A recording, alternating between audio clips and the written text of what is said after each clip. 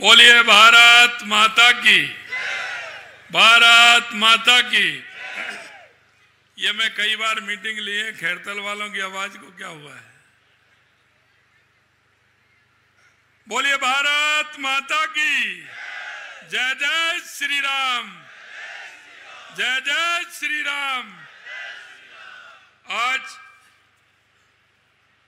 अलवर लोकसभा के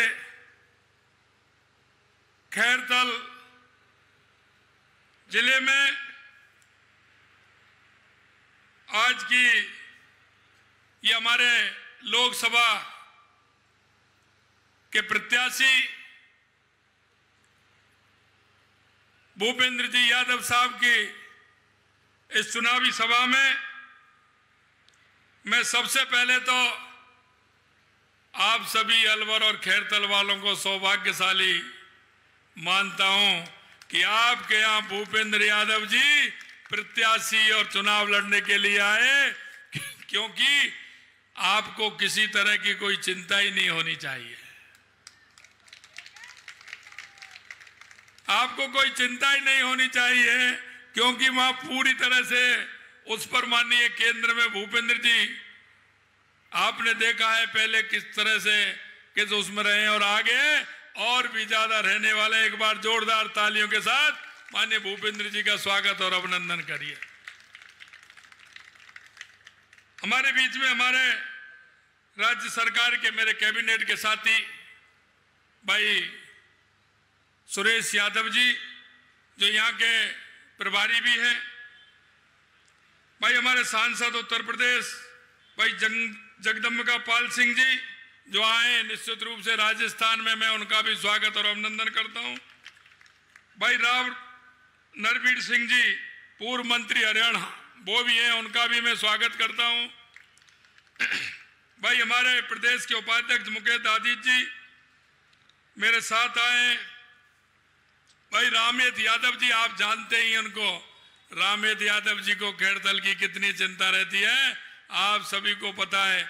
जब भी मेरे से मिलते हैं तो उनको सिर्फ खैरतल ही खैरतल। मैं कभी कहता हूं उनसे भाई और भी कहीं की समस्या नहीं, मेरी तो खैरतल की समस्या है। ऐसे भाई रामेद यादव जी, जिला प्रमुख बलबीर छिल्लर जी, हमारे अलवर जिले के प्रभारी लक्ष्मीकांत भारद्वाज जी, लोकसभा के संयोजक संजय नरूका जी, जिला अध्यक्ष भाई उमेद भाया जी, जिला अध्यक्ष दक्षिण अशोक गुप्ता जी, हरीश रोगा जी सभापति, अशोक टाटा जी पूर्व सभापति, प्रमिल जसोरिया जी मंडल अध्यक्ष, तारामणि सतीश सिंगल चेयरमैन, राजेश भटवाड़ा जी जिला उपाध्यक्ष, सुरेश जी जाकर पूर्व उपाध्यक्ष, और खैरतल के गांव-गांव ढाणी से आए सामने बैठे मेरे पूजाइयों बुजुर्गों, नौजवान दोस्तों और माता बहनों, सबसे पहले तो मैं आप सभी को नमन करता हूं, आपका वंदन करता हूं, आप सभी को प्रणाम करता हूं।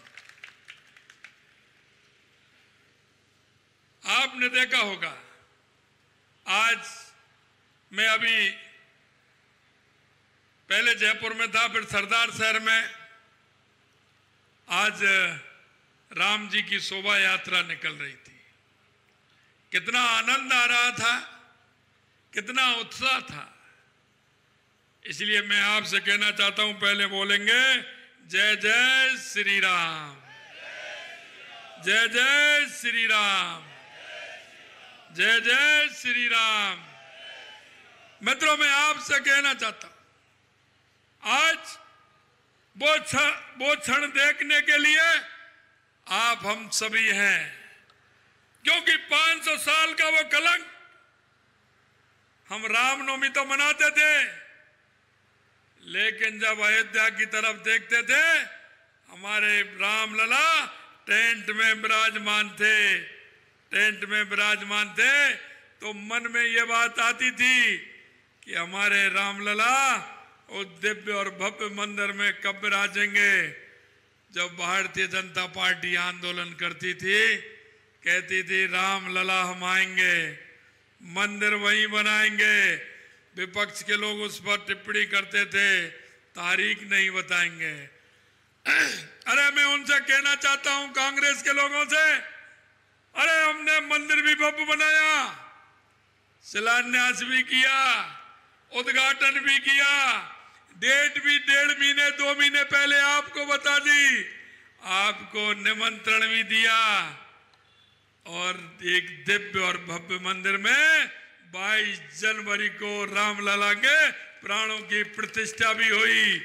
लेकिन मैं एक बात कहना चाहता हूं मेरे भाई और बहनों, जिन्होंने राम जी को काल्पनिक बताया था, जिन्होंने राम जी का मजाक उड़ाया था, जिन्होंने राम जी का निमंत्रण स्वीकार किया था, आप देख रहे हो कांग्रेस के लोगों में से राम ही निकल गया, राम ही निकल गया। हम देखते हैं गांव में कोई बुजुर्ग होते हैं, या पहले तो जब हम बैलों से खेती होती थी तो बैल काम नहीं करता था तो कहते थे इसका तो राम निकल गया इसमें से। तो ऐसे कांग्रेसियों में से राम निकल गया। अगर उसको टिकट दे रहे तो वो कह रहा है कि मैं तो चाह नहीं रहा था, मेरे को क्यों दे दिया। दूसरे को कह रहे तो वो भी ये कह रहा है कि मेरे को टिकट क्यों दे दिया। अगर जिसको ले रहा था साहब मैं तो लड़ना ही नहीं चाहता था, मेरे को तो वैसे ही लड़ा दिया। अगर किसी से कह रहे हो कि ये लड़ना चाहता कि मैं भी लड़ना नहीं चाहता हूं। एक तो यहां तक है कि फॉर्म भर दिया, कांग्रेस वाले कह रहे हैं कि इसको वापस लो, वो गायब ही हो गया, वो 3 दिन तक उनको मिला ही नहीं। और आज आपने विज्ञापन उनका देखा होगा, कांग्रेस वाले कह रहे हैं कि कांग्रेस को वोट मत दो, और वो उसका विज्ञापन लगा करके वोट मांग रहा है। ये क्यों हो रहा है? क्योंकि इन्होंने राम जी की परवाह नहीं की। तो राम जी ने कहा कि मैं भी तुमको छोड़ के जा रहा हूं। राम जी भी उनको छोड़ करके चले गए। मित्रों, आज रामनवमी है। आज के दिन हमारे हर परिवार में कई कन्याओं का भोजन होता है, कहीं हमारा राम जी का अभिषेक होता है, हमारी शोभा यात्राएं निकलती है, क्योंकि हमारे राम हमारे रोम रोम में बसते हैं, रोम रोम में बसते हैं। राम हमारे राष्ट्र के प्राण हैं, राम हमारे आस्था के केंद्र हैं। और ये राम जी को नहीं मानते हैं तो ये तो होने वाला है। क्योंकि यहां आपने देखा होगा ये कांग्रेस पंचायत से लेकर पार्लियामेंट तक थी। अब 2 साल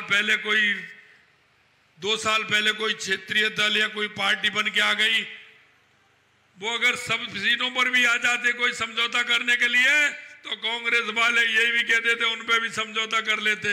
आपने देखा बाप 2 साल पहले आई, उससे भी समझौता कर लिया, तीसरे से भी समझौता कर लिया। सीपीएम का कहीं कोई राजस्थान में कोई नहीं है, लेकिन उन्होंने बोला हम हार से बचेंगे, कम से कम ये तो कह देंगे हम नहीं हारे, ये हारे हैं। हार से बचने के लिए कांग्रेस की क्या स्थिति हो रही है आप देख रहे हैं। मित्रों, मैं दूसरा आपसे निवेदन करना चाहता हूं। यह खैरतल जिला है हमारा, और इस जिले को हम, क्योंकि ये हमारा दिल्ली गुड़गांव से सबसे नजदीक का जिला कौन सा है? सबसे नजदीक का जिला कौन सा है? सबसे नजदीक का जिला कौन सा है? तो मैं आपको यह विश्वास दिलाना चाहता हूं, अरे उधर की हवा आएगी कि नहीं आएगी? इधर राजस्थान की आएगी कि नहीं आएगी? राजधानी से इधर दिल्ली से आएगी कि नहीं आएगी? तो ये हवा कहां आएगी? खैरतल में आएगी ना। तो ये विश्वास करिए, हमारा खैरतल गुड़गांव की तर्ज पर विकास करेगा, गुड़गांव की तर्ज पर विकास करेगा।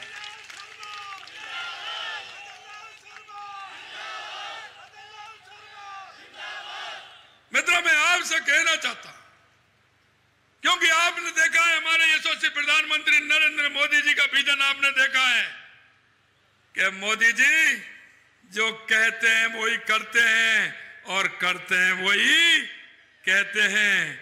मैं आपको याद दिलाना चाहता हूं, इस देश के अंदर राजनीतिक पार्टियों ने अपना विश्वास खो दिया, राजनेताओं ने विश्वास खो दिया।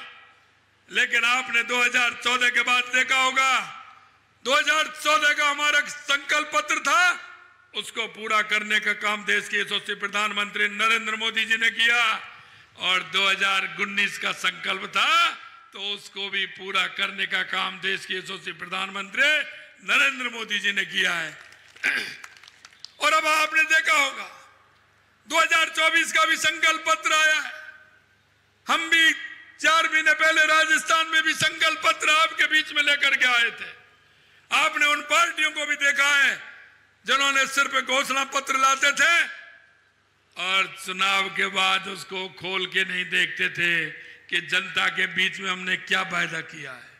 मैं आपको यह विश्वास दिलाना चाहता हूं मेरे भाई और बहनों कि हमने जो आपके बीच में जो संकल्प पत्र को लेकर के आए हैं, हमने वो संकल्प पत्र 3 महीने में 40 से 45% पूरा करने का काम किया है। 40 से 45।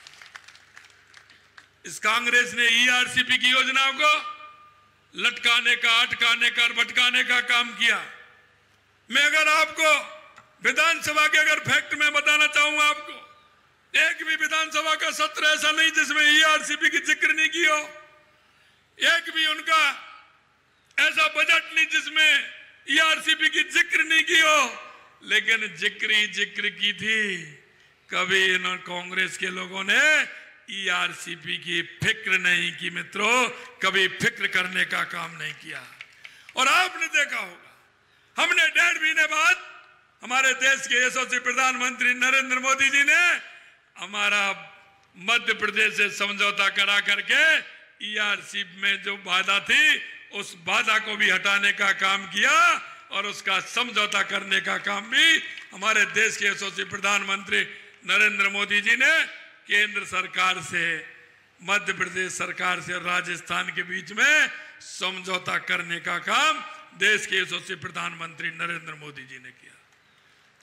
यही नहीं मित्रों, मैं आपसे एक और कहना चाहता हूं, अगर आप देखते हो तो हमने ईआरसीपी का काम भी प्रारंभ कर दिया है।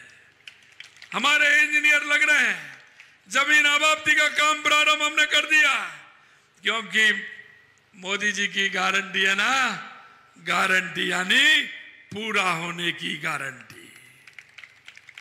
माननीय हमारे यशस्वी प्रधानमंत्री जी कहते हैं कि शिलान्यास भी हम ही करेंगे और इसका उद्घाटन भी हम ही करने वाले हैं। इसलिए हमने कहा कि हमारे ये 2 महीने का चुनाव है, हमने अधिकारियों से चुनाव से पहले, आचार संहिता से पहले उनको निर्देशित किया कि आप 2 महीने में ईआरसीपी का पूरा रोड मैप बना लीजिए, आबादी का चिन्हित कर लीजिए, कहां से कौन सा बांध भरेगा। अरे ये तो अलवर जिले तक ईआरसीपी को पीने का पानी भी आना है और सिंचाई का भी पानी आना है, ये मैं आपको विश्वास दिलाना चाहता हूं। मित्रों, आपने जो वायदे हमने आपके बीच में किए थे, आप अगर देखेंगे एक एक वायदा हमने पूरा किया है। चाहे हमने पेपर लीक में, क्योंकि इन्होंने किसानों के, उन युवाओं को जो उनके सपने थे, उन सपनों को तोड़ने का काम इन कांग्रेस के लोगों ने किया है। मैं कहना चाहता हूं इनसे, ये एसओजी तो पहले भी थी, क्या हो गया गहलोत साहब, जरा बताइए। आप भी साल तो होटल में बिताया था, आपकी मजबूरी थी, आपने अपने जो विधायक थे उनको छूट दे दी थी।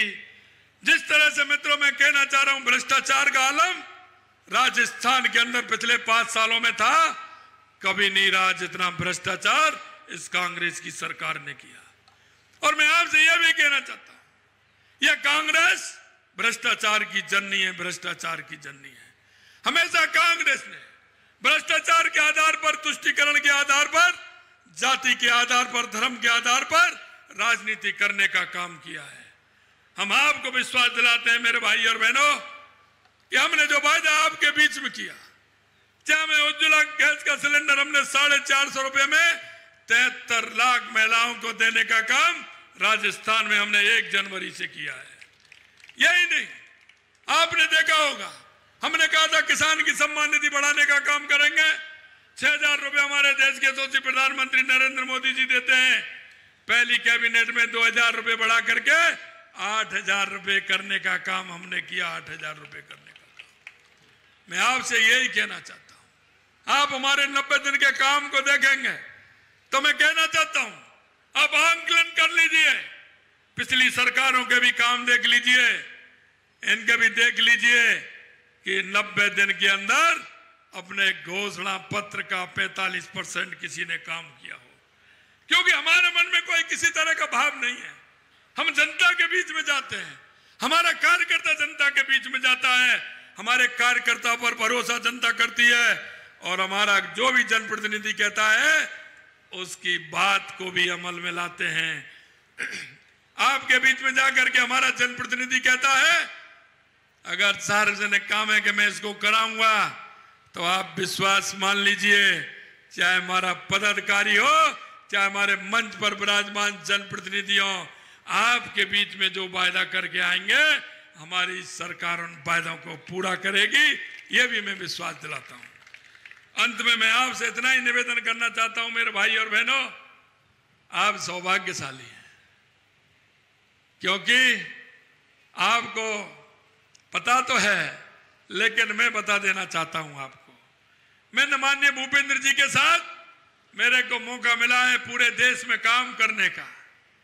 भूपेंद्र जी पूरे देश में, अभी भी उड़ीसा में तुरंत यहां से चुनाव होंगे, उड़ीसा में ड्यूटी लगी है, वहां भी जाएंगे। मैंने अभी कहा था, निवेदन किया था कि यहाँ के बाद राजस्थान में 3-4 दिन आप हमको भी दीजिए, क्योंकि जिस तरह से इनका विजन है और जिस तरह से काम का तरीका है, अलवर वालों, मैं आपसे यही कहना चाहता हूं, आप सौभाग्यशाली हैं। राजस्थान की सरकार तो करेगी, लेकिन भूपेंद्र जी का इस खैरतल के लिए, अलवर जिले के लिए बहुत बड़ा योगदान हमारे साथ रहेगा।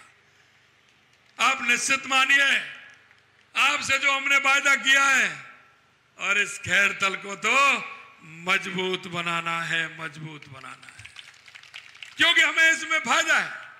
हम खैरतल में काम करेंगे, हमारे दिल्ली से सबसे नजदीक है, गुड़गांव से सबसे नजदीक है, नोएडा से सबसे नजदीक है। और आपको पता है जो बड़े बड़े उद्योगपति हैं, बड़े बड़े वो लोग हैं जो अपना फैक्ट्री लगाना चाहते हैं, अपना काम करना चाहते हैं, उनको शांति चाहिए। हमने भी कह दिया है कि जो लोग, चाहे खनन माफिया हो, चाहे भू माफिया हो, चाहे गैंगस्टर हो, वो राजस्थान के अंदर आते थे, किसी व्यापारी को धमका के चले जाते थे।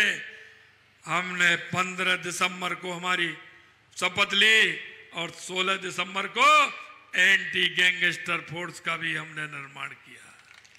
हमने कहा है कोई गुंडा अगर राजस्थान में आएगा, कोई गैंगस्टर राजस्थान में आएगा, तो हमने भी कहा है अगर राजस्थान में आएगा तो राजस्थान से वापस नहीं जाएगा।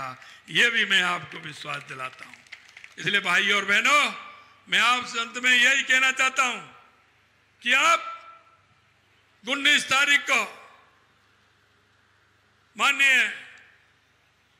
देश के यशस्वी प्रधानमंत्री नरेंद्र मोदी जी को, माननीय भूपेंद्र यादव जी को एक खिलता हुआ कमल का फूल, अलवर लोकसभा का एक बड़ा खिला हुआ फूल, ज्यादा वोटों से जीता हुआ फूल, माननीय देश के यशस्वी प्रधानमंत्री नरेंद्र मोदी जी को हम 25 के 25 फूल सौंपने का काम करें, जिसमें एक खिला हुआ फूल अलवर का भी हो।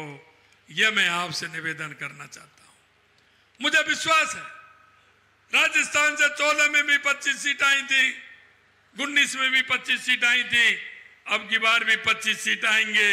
लेकिन जैसा कि माननीय भूपेंद्र जी ने कहा कि अब की बार 370 प्लस करके बूथ में जुड़ेंगे, 370 करके प्लस बूथ में जुड़ेंगे, जिससे कि एक भी बूथ ऐसा नहीं हो जिस पर कमल का फूल नहीं खिले। और हमारी लोकसभा 5 लाख से ज्यादा वोटों से जीते, ये हमें पूरा प्रयास करना है। मित्रों, आपके पास 2 दिन है, आज अंतिम दिन है प्रचार का।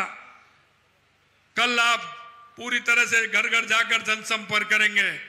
ऐसे जो लोग होंगे, आपके फोन में भी नंबर है, ऐसे जो लोग हैं जो वोट डालने के चक्कर में कहीं इधर उधर जाते हैं, उनको भी समझाना है। एक एक परिवार में फोन भी करना है।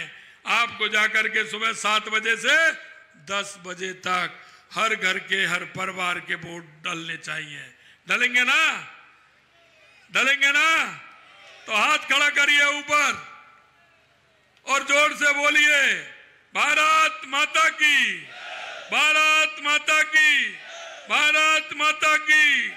नरेंद्र मोदी जिंदाबाद, नरेंद्र मोदी जिंदाबाद। जय जय श्री राम, जय जय श्री राम। बहुत बहुत धन्यवाद। भारत